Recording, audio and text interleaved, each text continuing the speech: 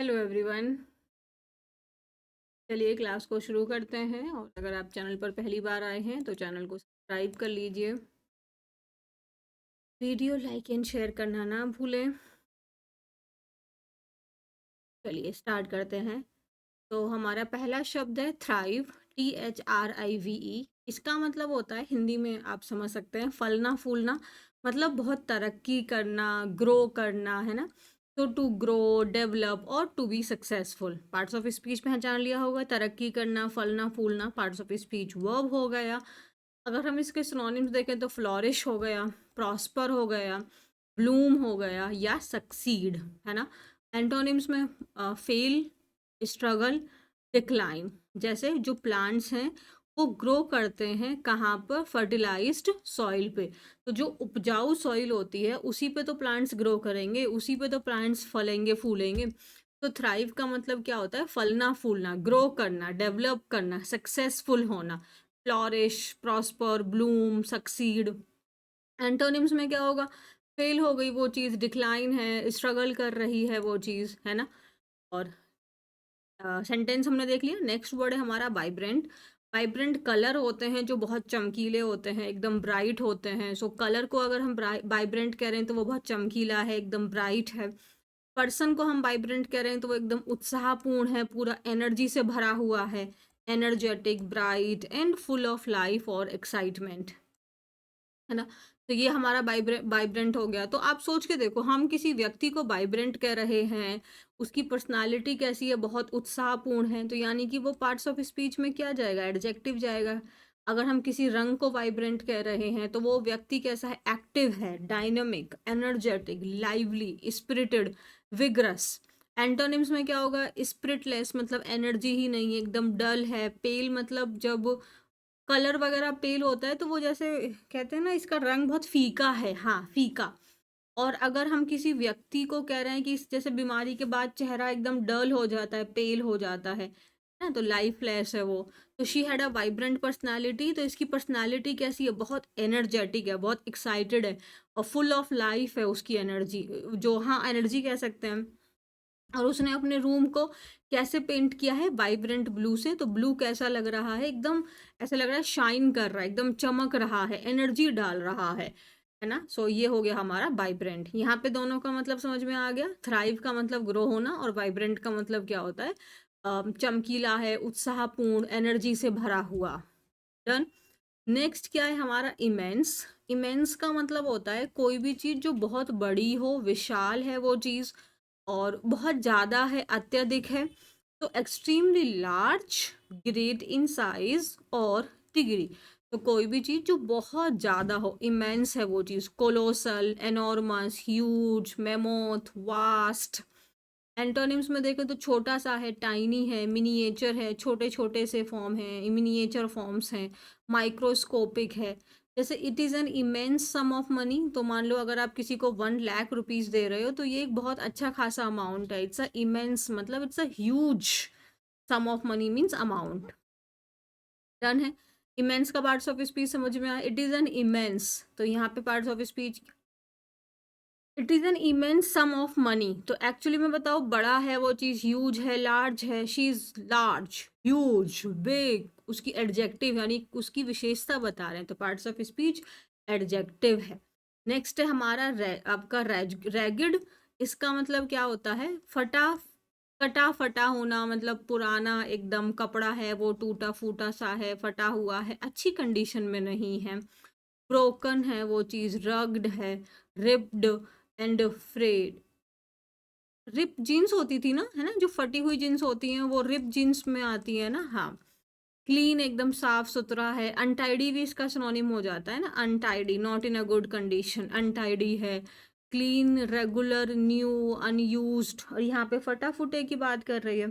तो क्या तुमने देखा उस मतलब यहाँ पे हम बॉय को अगर हम रैगिड बोल रहे हैं तो इसका मतलब क्या हुआ? वो बच्चा कैसा था? बहुत परेशान था और बहुत बुरी हालत में था, इन अ वेरी बैड कंडीशन। समझ में आया? यहाँ पे पार्ट्स ऑफ स्पीच क्या है? एडजेक्टिव का काम कर रहा है। अगर हम इवेड की बात करें, इवेड का मतलब होता है किसी बात को टालना, उस बात से बचना, है ना। सो टाल रहे हैं आप उस बात को, बच रहे हैं, तो पार्ट्स ऑफ स्पीच वर्ब हो गई। सो टू अवॉइड और एस्केप फ्रॉम समवन और समथिंग, अगर आपसे कोई कुछ क्वेश्चन पूछ रहा है, आप उस बात को अवॉइड कर रहे हैं, उसको टाल मटोल रहे हैं, उस बात की बजाय कुछ और बात आपने छेड़ दी है ना, तो आप क्या कर रहे हैं, उस बात से बचने की कोशिश कर रहे हैं।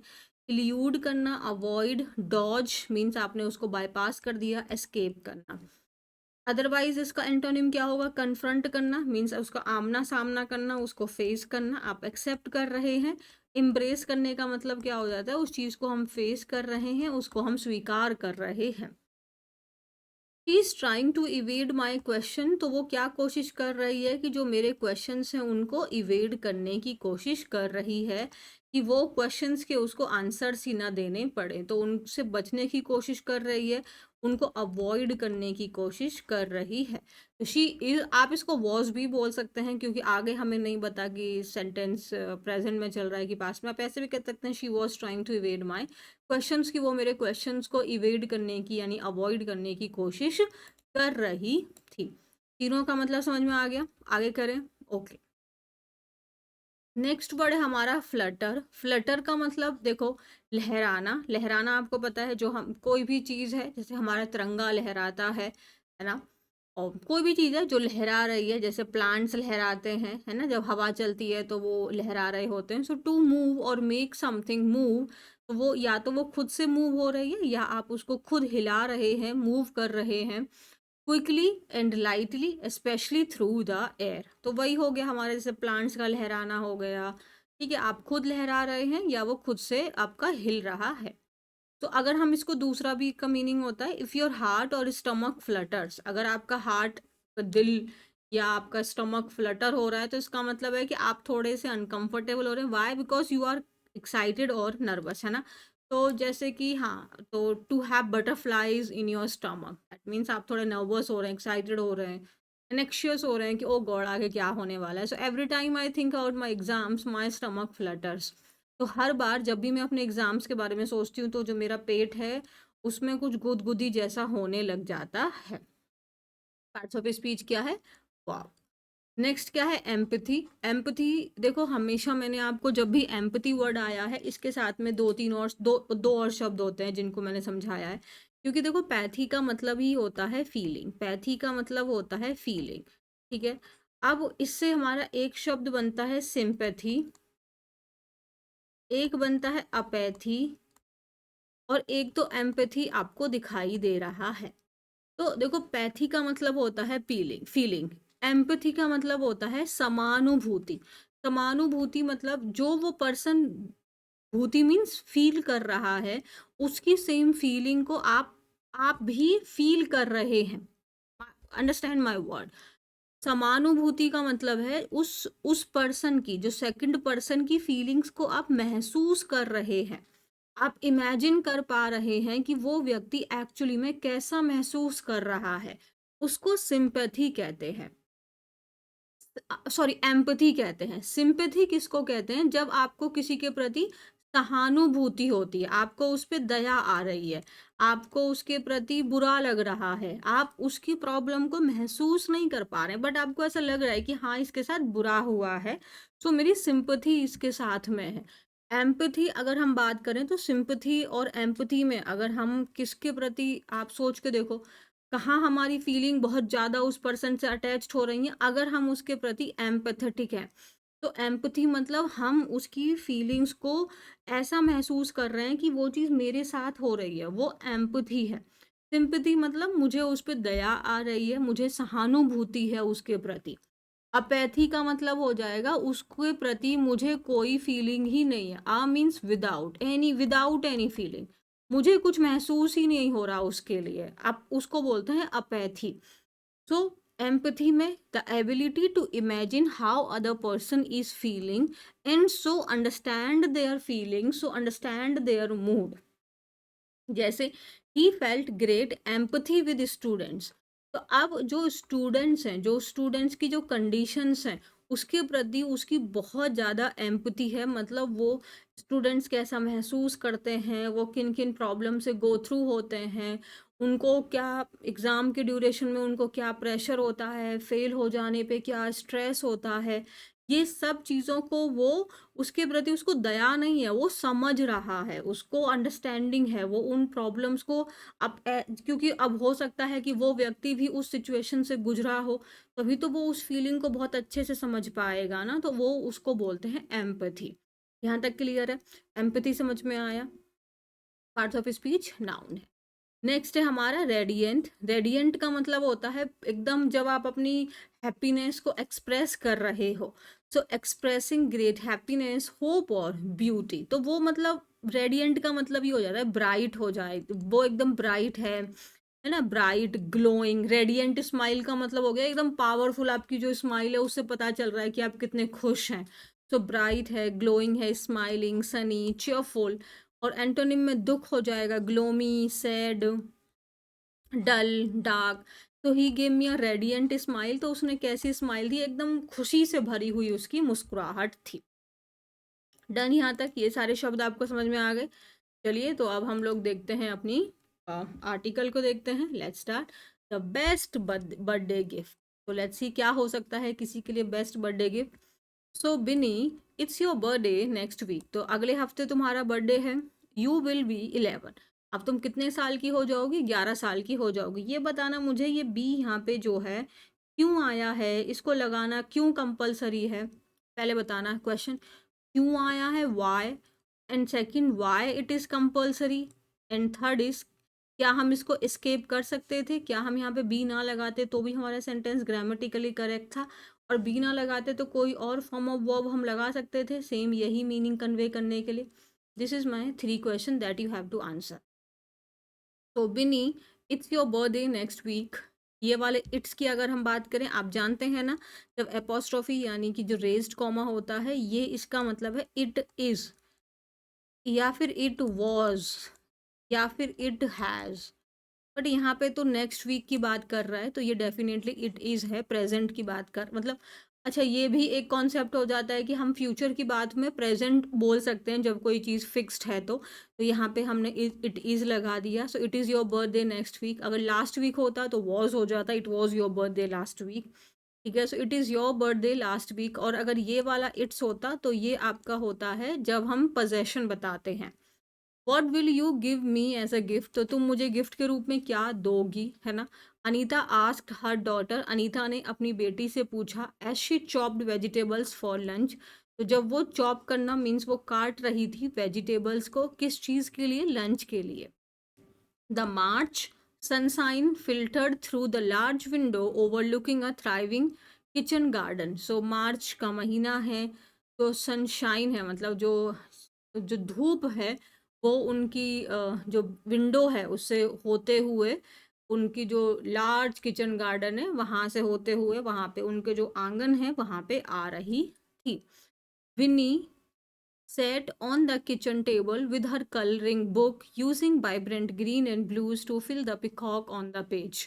तो विनी कहाँ बैठी हुई थी? किचन के टेबल पे बैठी हुई थी, और उसके पास में क्या थी? उसकी कलरिंग बुक थी जिसमें वो वाइब्रेंट एकदम एनर्जेटिक ब्राइट ग्रीन और ब्लू कलर्स का इस्तेमाल कर रही थी। उसकी जो कलरिंग बुक थी उसमें जो पीकॉक था उसको कलर करने के लिए। ही लुक्ड अप, उसने ऊपर देखा और स्माइल किया अपनी माँ पे। तो उसने क्या बोला, but mama it's my birthday, लेकिन ये तो मेरा बर्थडे है, तो I should be receiving gifts, मुझे गिफ्ट्स मिलने चाहिए, not the other way round. Not the other way round means इसका ओपोजिट नहीं, है ना, ये ईडीएम भी होता है। Other way round means just opposite of something.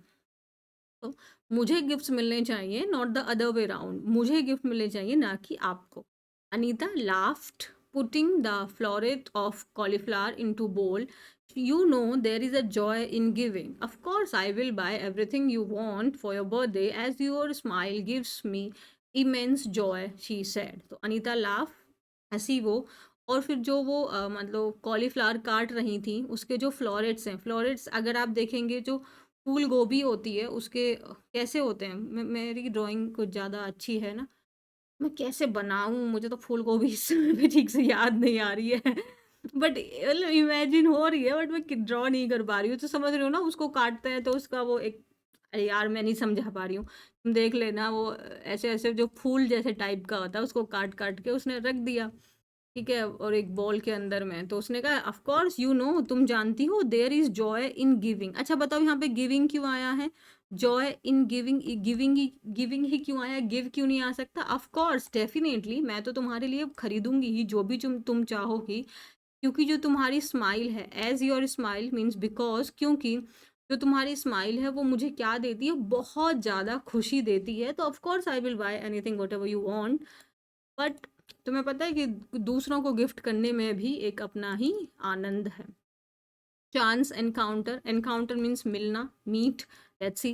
The next afternoon, अगली दोपहर में, on her way back from school, जब वो अपने स्कूल से वापस आ रही थी, तो बिन्नी जो है वो एंटर्ड करती है एक बुक कम स्टेशनरी शॉप पे। जरा बताना इस वाली स्टेशनरी और एक दूसरी वाली जो स्टेशनरी होती है, इस स्टेशनरी का मतलब क्या है ना? एक ई आर वाई होती है, कि ए आर वाई होती है, ए आर वाई और ई आर वाई में दोनों में क्या डिफरेंस है, और उन आपको लर्न करने का ट्रिक क्या है, जरा शेयर करना मेरे साथ में। यार तुम लोग ना बताते ही नहीं हो, इसलिए फिर मज़ा नहीं आता है ना? ऐसे लगता है खुद ही खुद बोले जा रहे हो, बच्चे तो कुछ रिस्पॉन्स ही नहीं करते हैं, पता नहीं तुम लोग सुनते वुनते नहीं हो क्या? सुन लिया करो यार। एक तो ना ऑनलाइन पढ़ाना मुश्किल हो जाता है, ऑफलाइन में कितना बकबक करते रहते हैं हम।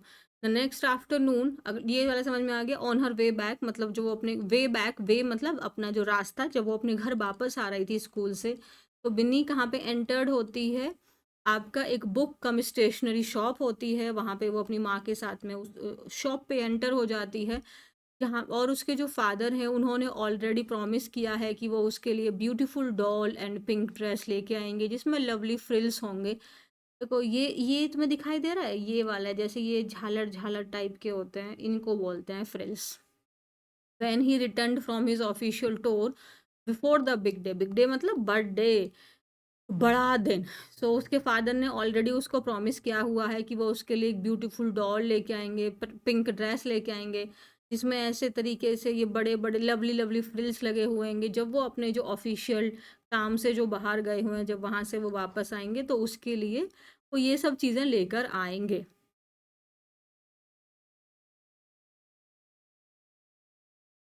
जरा इसकी ग्रामर देख लेते हैं।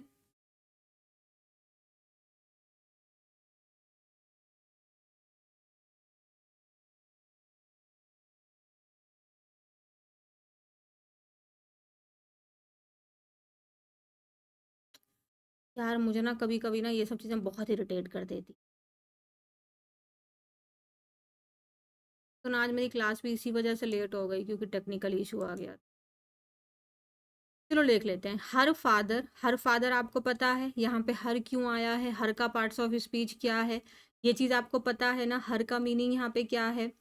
नहीं पता है तो वो जो प्रोनाउन की बेसिक वाली क्लास देखी है उसको देख लो। यहाँ पे फादर क्लियर है, फादर का पार्ट्स ऑफ स्पीच तो पता ही होगा। हैड के बाद में यहाँ पे V3 है, आप लोग जानते हैं, ये बात हम बहुत बार रिपीट कर चुके हैं। हैज़, हैव, हैड जब हेल्पिंग वर्ब की तरह काम करता है तो उनके साथ V3 आता है। ऑलरेडी का पार्ट्स ऑफ स्पीच क्या है? एडवर्ब है। टू ब्रिंग क्या है? ये इन्फिनिटिव है। हर, ये वाला हर क्या है? इस हर के अंदर में और इस हर के अंदर में डिफरेंस क्या है, ये आपको पता होना चाहिए। अब beautiful doll, beautiful doll, doll क्या है? नाउन है। ब्यूटीफुल डॉल की विशेषता बता रहा है, एडजेक्टिव है। ये आर्टिकल किसके लिए आया है? डॉल के लिए आया है। जितने भी आर्टिकल्स होते हैं वो हमेशा नाउन के लिए आते हैं, चाहे अब ऐसा हो सकता है आर्टिकल है, यहाँ पे एडजेक्टिव है, ये नाउन है, ये एडजेक्टिव इस नाउन की विशेषता बता रहे हैं, बट ये आर्टिकल स्टिल इस नाउन के लिए ही आ सकता है। और ऐसा भी हो सकता है कि आर्टिकल है, फिर यहाँ पे एडवर्ब है, फिर यहाँ पे एडजेक्टिव है और फिर नाउन है। स्टिल ये जो आर्टिकल आया है ये इसी नाउन के लिए है, कोई फर्क नहीं पड़ता आर्टिकल और नाउन में कितना डिफरेंस है, कितना गैप हो गया है, बट वो स्टिल नाउन के लिए ही रहता है। एंड अ पिंक ड्रेस, और एक पिंक ड्रेस, अगेन आप जानते हैं यहाँ पे ड्रेस, अगर ड्रेसेस होता तो आर्टिकल नहीं आता। पिंक आप जानते हैं ये आपका एडजेक्टिव हो गया। और ड्रेस की विशेषता बता रहे हैं, किस रंग की ड्रेस? पिंक कलर की, विद लवली फ्रिल्स, फ्रिल्स आप समझ गए, नाउन हो गया। ठीक है,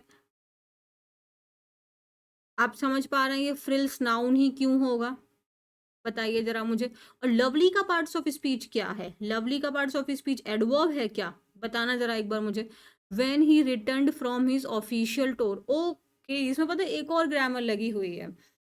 एक और क्या ग्रामर है, ये मैं बस आपको थोड़ा-सा कंडीशन समझा रही हूँ, आप मुझे बताइए। Her father had already promised to bring her a beautiful, had already promised, यहाँ पे फोकस करो एक चीज को लेके। हैड ऑलरेडी प्रॉमिस्ड व्हेन से जो दूसरा सेंटेंस बना हुआ है, ही returned from his official tour. ये कौन सा टाइप ऑफ सेंटेंस है? ये सेंटेंस किस किस तरीके के एक्शंस को डिस्क्राइब करते हैं, ये आप मुझे जरा बताइए। अगर नहीं समझ में आया then I will discuss it, but please मुझे बताइए कि क्या ये वाला पेयर आपको समझ में आ रहा है? हर father had already promised when he returned, he had returned क्यों नहीं आया, रिटर्न्स क्यों नहीं आया, हैज रिटर्न्ड क्यों नहीं आया? Tell me this thing in the comment section. आप पूछेंगे ना मैम आप डायरेक्टली हमें बता दो। देखो, अगर आपको नहीं आता है तो आप बोल दीजिए हमें नहीं आता, बट अगर आपको आता है या आप इसको अपनी आपने ग्रामर पढ़ी है, आपको लगता है ना कि हमें ग्रामर पढ़ने की ज़रूरत नहीं है, तो आप यहाँ से अपने आप को चेक करो कि मैंने ग्रामर पढ़ी है तो मैं ये सॉल्व क्यों नहीं कर पा रहा हूँ। तो फिर आप अपने आप को जब पुश करेंगे और जब आप अगली बार मेरे से पूछेंगे और मैं बताऊँगी, तो आप एक्स्ट्रा फ़ोकस के साथ उस चीज़ को सुनेंगे। और अगर मैं बस ऐसे ही बताते चले जाऊँ, आपको उतना इंटरेस्ट नहीं आएगा। ये एक बहुत बेसिक सी चीज़ है, इसमें कोई बड़ी बात नहीं है। तो पहले आप मुझे बताइए, नहीं समझ में आ गया, then I will discuss this thing for sure. आगे, as Vinny browsed means searched through the shelves, she noticed a diner nearby where a cute but shabby girl sat on her haunches washing dirty utensils। तो जब वो उन shelves के through में देख रही थी, ब्राउज मीन सर्च कर रही थी, उसने नोटिस किया डाइनर, डाइनर कौन होता है? जहाँ जैसे रेस्टोरेंट वगैरह होते हैं या जो ढाबे होते हैं जहाँ पे हम डिनर करते हैं या पे जहाँ पे हम खाना खाते हैं, तो वो उसके पास में ही था, नियर बाय मतलब उसी शॉप के अगल-बगल में ही था, जहाँ पर उसने एक क्यूट लेकिन शैबी, आपको याद है हमने शैबी शब्द किया था, शैबी मतलब इन अ बैड कंडीशन, एक लड़की थी जो अपने हाउंचेस पर बैठी थी। हाउंचेस क्या होते हैं? जो हमारा ये जैसे हम लोग ना घुटनों के बल जब बैठते हैं, तो वो जो हमारा जो ऊपर वाला पोर्शन होता है, उसको हम हाउंचेस कहते हैं। और वो क्या कर रही थी? डर्टी यूटेंसिल्स को वॉश कर रही थी। She was bearing a ragged frock and her feet were bare, bare means नंगे, बिना चप्पल नहीं थी उस पे। तो वो क्या कर रही थी? उसने एक फटा हुआ फ्रॉक पहना हुआ था और जो उसके पैर थे उनमें चप्पल नहीं थी। सडनली, अचानक से उनकी आंखें मिली। विनी ने स्माइल किया, लेकिन जो गर्ल है उसने उस ग्लैंस को, उसकी जो नज़र है उसको अवॉइड किया। सीमिंगली ऐसा प्रतीत हो रहा था कि वो जो लड़की है वो अपने आप में क्या महसूस कर रही थी? Embarrassed. Some utensils looked larger than her own figure, means उसकी खुद की बॉडी से बड़े उसके कुछ बर्तन जो वो धुल रही थी वो लग रहे थे। आगे, sometime something in her eyes made Vini emotional, तो कुछ उसकी आंखों में था, उस लड़की की आंखों में कुछ ऐसा था जिसने बिन्नी को क्या बना दिया? इमोशनल कर दिया। She felt pity, pity means दया, उसको दया आई उस लिटिल गर्ल के ऊपर। और वो अचानक से जो उसका एक्साइटमेंट था अपने बर्थडे को लेके, बर्थडे शॉपिंग को लेके, वो फेड हो गया, वो गायब हो गया। वो इमेजिन नहीं कर पा रही थी डूइंग ऑल दिस वर्क, मतलब वो अपने आप को इमेजिन नहीं कर पा रही थी कि वो ये सब काम कर सकती है। उसकी मदर ने कभी भी उसको नहीं बोला था कि वो डर्टी यूटेंसिल्स को वॉश करे। Where was the girl's mother, तो वो सोचने लगी कि इस लड़की की माँ कहाँ है? गर्ल्स मीन्स का, है ना, ये अपोस्ट्रोफी एस का बता रहा है, पोजेशन, लड़की की माँ। सडनली, अचानक से एक लाउड वॉइस आता है जो उसकी ये चेन ऑफ थॉट्स हैं, चेन मतलब जो लगातार वो जो सोचे जा रही थी, वो उसके थॉट्स को ब्रेक करता है। ब्रोक आपका वर्ब का सेकंड फॉर्म है। एच Chamki, work faster, we won't have all day. तो एक अचानक से आवाज आती है, वर्क फास्टर। फास्टर क्या है? आपका कंपैरेटिव डिग्री है, जितना काम कर रहे हो उससे तेज काम करो, फास्टर, है ना, जो अभी प्रेजेंट में जो काम कर रहे हो इससे फास्ट करो, तो ये हो गया फास्टर। कंपैरेटिव डिग्री, हमारे पास में पूरा दिन नहीं है, यहाँ पे जो हैव है ये मेन वर्ब की तरह काम कर रहा है, हेल्पिंग वर्ब की तरह काम नहीं कर रहा है। We don't have all day means हमारे पास पूरा दिन नहीं है। आप जानते हैं has, have, had helping verb भी होते हैं, मेन वर्ब भी होते हैं। वी हैव अदर, यहाँ पे भी हैव जो है ये मेन वर्ब है। You have other work to do, तुम्हारे पास और भी काम है करने के लिए। आपको पता है ना, वर्क जो है वो अनकाउंटेबल नाउन है जब काम की बात करते हैं तो। महिला ने कहा, शायद वो जो थी वो ओनर थी उस शॉप की, उसने उस लड़की को स्कोल्ड किया। Who said nothing but started rubbing a large vessel faster, उसने कुछ नहीं कहा और जो बड़े बड़े बर्तन थे उनको और तेज तेज से वो धुलने लगी।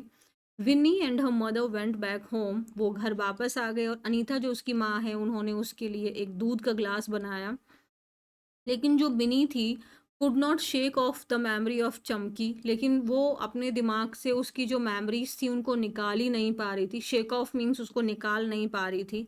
Next week, just a day before Binny's birthday, her father arrive with lots of gift, तो अगले हफ्ते जस्ट अ डे बिफोर मतलब उसके बर्थडे से जस्ट एक दिन पहले ही उसके जो फादर हैं वो बहुत सारे गिफ्ट्स के साथ में आए। उन्होंने डेकोरेट किया घर को for the party and invitations were sent, तो घर को डेकोरेट किया और इनविटेशंस थे जो वो भेजे गए। On the morning of her birthday, अपने जो बर्थडे की सुबह में, बिन्नी सेट वर्ब का second form, by the window means window के किनारे, and looked at the beautiful flowers fluttering in the garden means, और वो जो उसकी गार्डन है उसमें जो ब्यूटीफुल फ्लावर्स लहरा रहे थे वो उनको देख रही थी। स्प्रिंग वॉज हेयर मीन्स बसंत ऋतु जो है वो आ चुका था, और हर एक चीज़ जो थी वो बहुत फ्रेश और लवली प्रतीत हो रही थी। अभी भी पहचान लो लवली का parts of speech.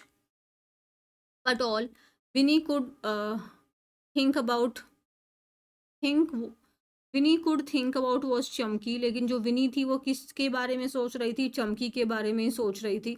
Was she washing vessels और मॉपिंग द फ्लोर, क्या वो अभी भी मतलब बर्तन धुल रही होगी? मॉप करना मीन्स पोछा लगाना। फ्लोर पे पोछा ही लगा रही होती। मैंने तुमसे पूछा था पोछा लगाने को क्या बोलते हैं, कोई कुछ नहीं बताता है। And getting scolded even after all her hard work, और इतनी सारी मेहनत के बाद भी उसको डांटी पड़ रही होगी। वॉट हैपन्ड प्रिंसेस, अचानक से एक आवाज आती है, क्या हुआ? वॉट हैपन्ड मीन्स क्या हुआ। Why are you so sad on your birthday, तुम इतनी दुखी क्यों हो अपने बर्थडे पे? Vinny's father called from the other corner of the room where he was blowing colourful heart shaped balloons, तो जो ये आवाज़ थी वो बिनी के फादर की थी जो दूसरे कॉर्नर पे क्या कर रहे थे, जो हार्ट शेप्ड बलून्स थे, कलरफुल बलून्स थे, उनको ब्लो कर रहे थे मीन्स फुला रहे थे। डू यू वांट समथिंग, क्या तुम्हें कुछ चाहिए? Yes papa. Tell me what do you want, anything for you. Vinny told her father about Chamki and added, mama says there is joy in giving, now I understand what she meant, I will feel that joy by giving things to Chamki as a gift। बिनी ने अपने father को क्या चमकी के बारे में बताया, और उसने बोला कि उसकी ममा, ममा मीन्स मदर, ने कहा था कि दूसरों को गिफ्ट करने में, उनको सामान देने में एक अलग ही प्रकार की खुशी होती है। एंड नाउ आई अंडरस्टैंड, और अब मैं ये चीज़ समझी हूँ कि उनका क्या मतलब था। मेंट वर्ब का सेकंड फॉर्म है। आप देखेंगे यहाँ पे मैक्सिमम हमने वर्ब का सेकंड फॉर्म ही यूज़ किया है। I will feel that Joy, मैं वो जॉय, वो खुशी, वो आनंद महसूस करूंगी चमकी को वो सब गिफ्ट देने में। Okay. Her father looked at her, उसके फादर ने उसकी तरफ देखा। लुक के साथ में फिक्स प्रपोजिशन एट आता है। प्लीजेंटली, बहुत खुशी से। सरप्राइज्ड बाय हर एम्पैथी, और जो वो उसकी एम्पैथी थी, वो उस लड़की की प्रॉब्लम्स को जो वो समझ पा रही थी, उस चीज़ को वो सरप्राइज थे और बहुत प्लेजेंटली उसकी तरफ में देखा। अनीता जो उसकी मदर है वो डोर के पास में ही खड़ी थी। दे एक्सचेंज्ड ग्लांस, ग्लांस मतलब नज़र, एक दूसरे को देखा और उन्होंने स्माइल किया। ऑफ कोर्स बेटा, definitely, make a list of what you want to give her, तो लिस्ट बना लो जो भी तुम उसको देना चाहती हो। And we will go shopping and then visit her, तो हम लोग शॉपिंग पे जाएंगे और फिर हम उसके पास जाएंगे। रेडियंट, एकदम पूरी एनर्जेटिक स्माइल बिनी के फेस पे आ जाती है। She ran to her room for her notebook and pen, तो वो अपने रूम की तरफ दौड़ती है नोटबुक एंड पेन के पास में। She wrote books, frocks, slippers, drawing books and colours. Then she imagined Chamki's joyful face, और फिर वो इमेजिन करती है कि जब वो ये सब गिफ्ट उसको देगी तो उसके फेस पे कितनी ज़्यादा खुशी होगी। जॉयफुल का पार्ट्स ऑफ स्पीच क्या है जरा बता ही दीजिएगा। That would be the best birthday gift, तो ये तो वो खुद गिफ्ट कर रही है उस पुअर गर्ल को, तो यही एक उसके लिए सबसे बेस्ट बर्थडे गिफ्ट होगा। तो ये हमने रीड किया, एक बहुत अच्छी और सिंपल सी स्टोरी थी। आई होप आपको समझ में आई होगी।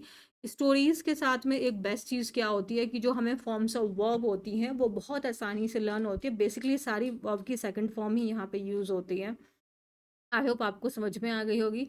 और जितने भी क्वेश्चंस बोले हैं प्लीज़ उनके आंसर कर देना और अपना ध्यान रखना। Take care of yourself. Thank you very much. हाँ, चैनल सब्सक्राइब नहीं किया तो चैनल सब्सक्राइब कर लो और टेलीग्राम जॉइन कर लो। वीडियो लाइक एंड शेयर तो कर ही देना यार। कमेंट करने में पता नहीं तुमको क्या दिक्कत आती है, लाइक एंड शेयर भी दिक्कत करता है। चलो अपना ध्यान रखो, बाय।